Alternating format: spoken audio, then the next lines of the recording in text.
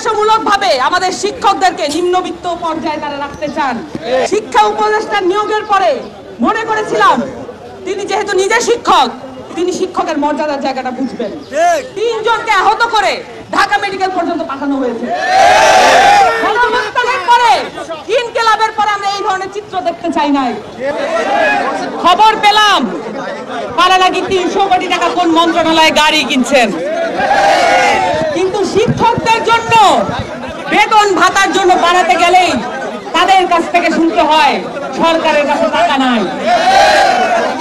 প্রত্যেক উপদেষ্টা নিজের আখের গুছানোর কাজ করে রেখেছেন এবং আমাদেরকে দুঃখের সাথে লক্ষ্য করতে হচ্ছে এই ইন্টারিম গভর্নমেন্ট, সেই গভর্নমেন্টকে এত আশা আকাঙ্ক্ষার মধ্য দিয়ে আমরা প্রতিষ্ঠা করেছি, সেই ইন্টারিম গভর্নমেন্ট আজ মানুষের বিপক্ষে এসে দাঁড়িয়েছে, শিক্ষার বিপক্ষে এসে দাঁড়িয়েছে।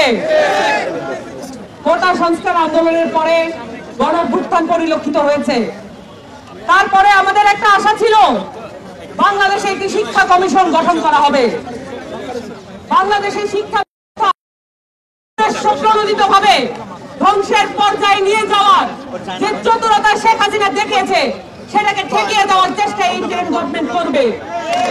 দুঃখের সাথে লক্ষ্য করলাম পুরো দেশটাকে নির্বাচনের দিকে ঠেলে নেওয়া হলো, কিন্তু আমার প্রিয় শিক্ষকদের, আমাদের ছাত্রদের, শিক্ষার্থীদের আশা আকাঙ্ক্ষা পূরণ করার কোনো উদ্যোগ নেওয়া হলো না।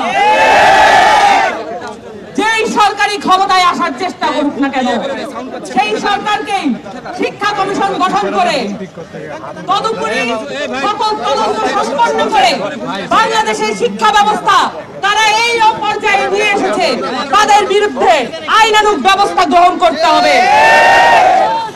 বুলেট দিয়ে গুলি করার চেয়ে কোনো অংশেই শিক্ষা ব্যবস্থা ধ্বংস করা, প্রশ্ন ফাঁসের সাথে সংযুক্ত থাকা কোনো অংশে কোনো কম অপরাধ নয়। বাংলাদেশের শিক্ষা ব্যবস্থাকে ধ্বংস করার জন্য সবচেয়ে বেশি যেটা করা হয়েছে, আমাদের শিক্ষকদেরকে অবমূল্যায়ন করা হয়েছে। আমাদের প্রিয় শিক্ষকদেরকে ট্রেনিং থেকে শুরু করে তাদের বেতন ভাতার ব্যাপারে চরম উদাসীনতা প্রকাশ করা হয়েছে।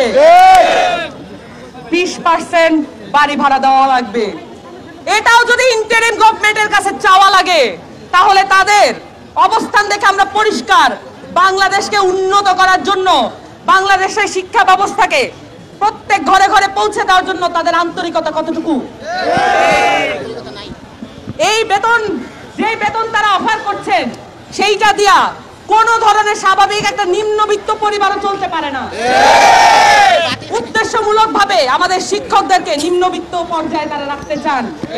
তারা চান তারা যেন শিক্ষক হিসেবে নিজা আনন্দ নিয়ে ক্লাসরুমে পড়াতে না পারে। এবং আমরা শিক্ষা উপদেষ্টা নিয়োগের পরে মনে করেছিলাম তিনি যেহেতু নিজে শিক্ষক, তিনি শিক্ষকের মর্যাদার জায়গাটা বুঝবেন। অবাক হয়ে লক্ষ্য করলাম মাইলস্টোন ট্র্যাজেডির পরে তার নপুংসকতা এবং তার ব্যাপারে সব পর্যায় থেকে অভিযোগ, উনি কাউকে সময় দিতে চান না। ইন্টারিম গভর্নমেন্টের মতো যে অন্তর্বর্তীকালীন সরকার, যেটা গণঅভ্যুত্থানের পরে প্রতিষ্ঠিত হয়েছে, সেই ধরনের সরকারের অল টাইম অ্যাভেলেবল থাকতে হবে পাবলিকের কাছে। কিন্তু তারা নিজেদেরকে খুব বড় কিছু মনে করেন, হয়তো তারা খুব বড় কিছু কামিয়েছেন।